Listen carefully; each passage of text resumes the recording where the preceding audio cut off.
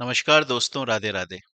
Screen पर इस वक्त आप जो चेहरा देख रहे हैं वो आप लोगों के लिए कोई नया चेहरा नहीं है। बहुत ही फेमस, बहुत ही मशहूर चेहरा है। और हम ये बोल सकते हैं कि मेहनत की मिसाल है। जैसा एक कहावत, एक परियों की कहानी में एक डायलॉग सुना जाता है ना कि पूरे घर की, पूरे परिवार की तकदीर बदलने के लिए सिर्फ एक इंसान काफी है।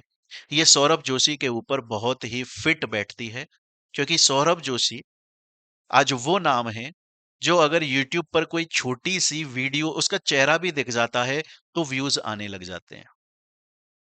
पर शुरुआत से तो ऐसा नहीं था इस बंदे के साथ में। शुरू में अगर आप इसकी स्टार्टिंग में ब्लॉग्स देखोगे तो उसमें पता चलता है कि इसके जो पिताजी थे वो मजदूरी करने के लिए जाते थे। मैं यहाँ पर मजदूरी शब्द को नेगेटिव सेंस में बिल्कुल भी नहीं बोल रहा हूँ। बस मैं ये बता रहा हूँ कि मजदूरी करने का मतलब होता है कि नॉर्मली हमारे पास में मतलब कम पैसा कमाता है मजदूर, इतना तो हमें अग्री करना पड़ेगा। तो इसके पिताजी मजदूरी करते थे। इवन एक ब्लॉग के अंदर दिखाया है कि इनकी जो चाची जी थी वो भी मजदूरी करने के लिए जाती थी सुबह खाना बनाकर।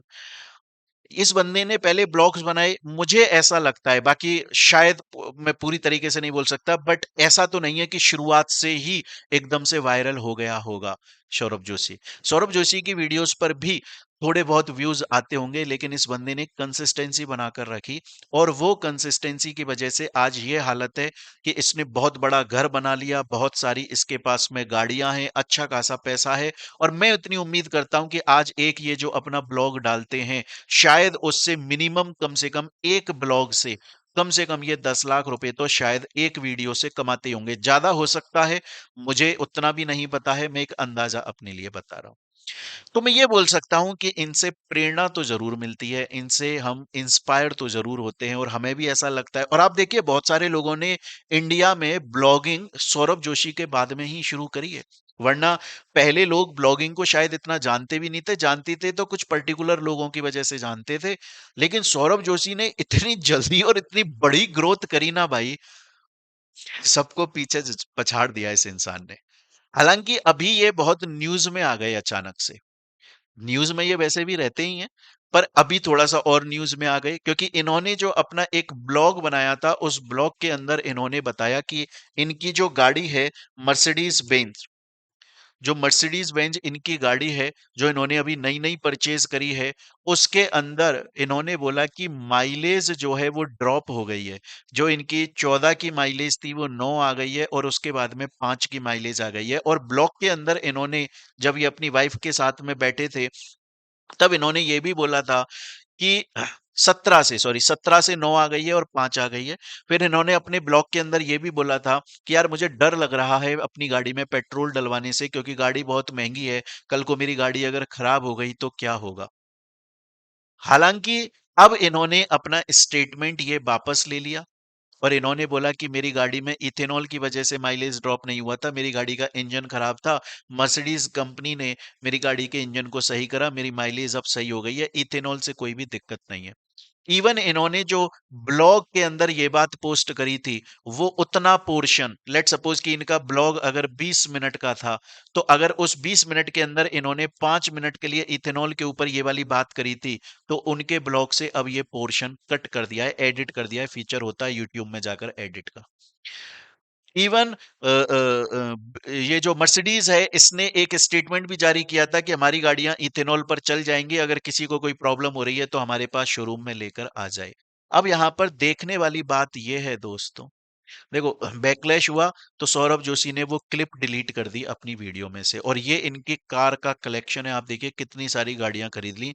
इधर की तरफ इनका घर है और बताया जा रहा था सामने की तरफ इनका कोई बिल्डिंग बनाने वाला था, कोई बिल्डर, इन्होंने पूरी जमीन ही खरीद ली ताकि इनकी घर के सामने का जो एरिया है वो एकदम ओपन रहे, इन्हें कोई दिक्कत नहीं आए।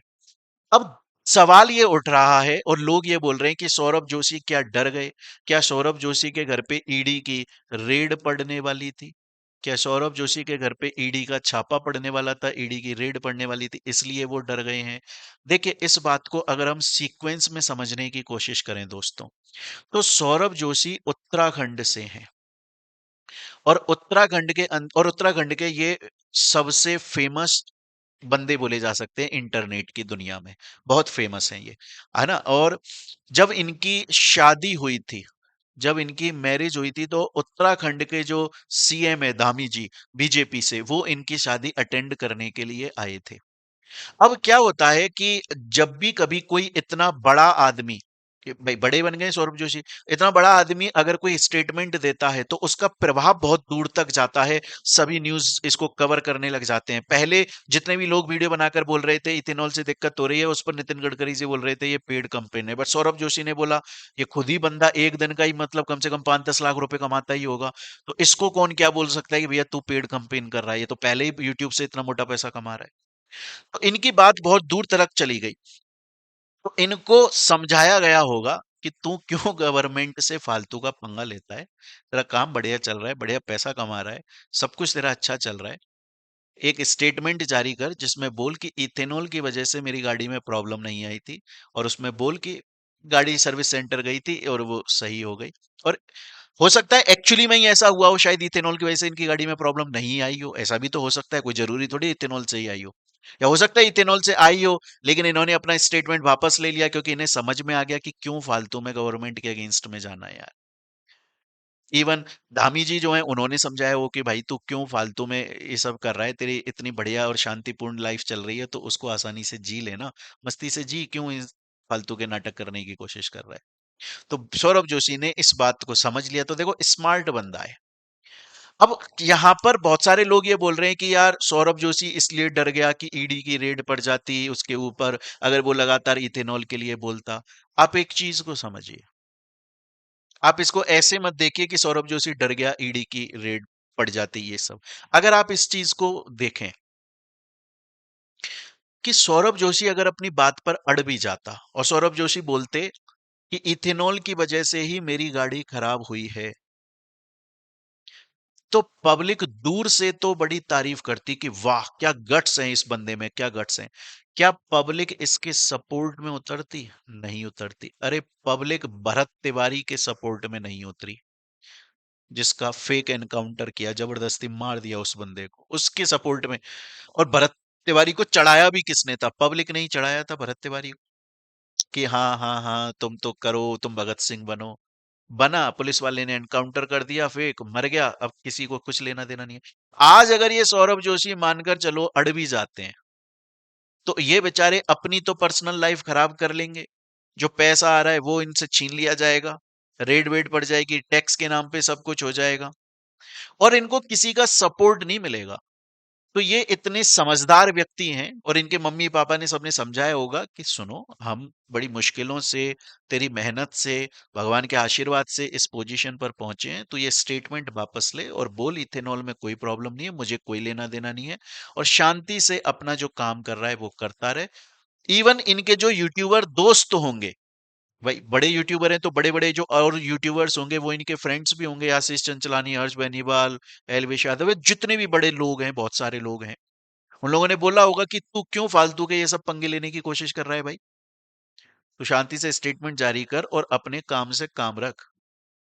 हालांकि मैं ये जरूर बोलना चाहूंगा कि सौरभ जोशी की वीडियोस ब्लॉग्स में बहुत ज्यादा नहीं देखता हूं, क्योंकि मैं पढ़ाता हूं, अपना काम करता हूं, इतना समय नहीं मिलता है। हाँ, पर मैं इनको ये जरूर मानता हूं कि बंदा बहुत ज्यादा मेहनती है, और इस बंदे ने, अकेले बंदे ने अपनी मेहनत से पूरे घर की तस्वीर बदल के रख दी, और इनसे बहुत आसानी से इंस्पायर हुआ जा सकता है।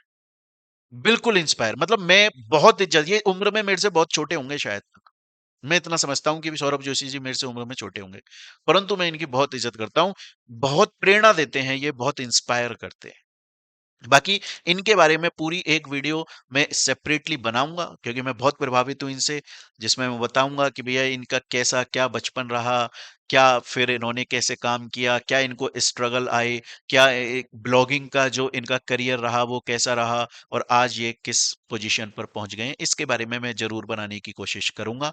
आप लोग यूट्यूब चैनल को सब्सक्राइब कर सकते हैं, बेल आइकन को दबा सकते हैं।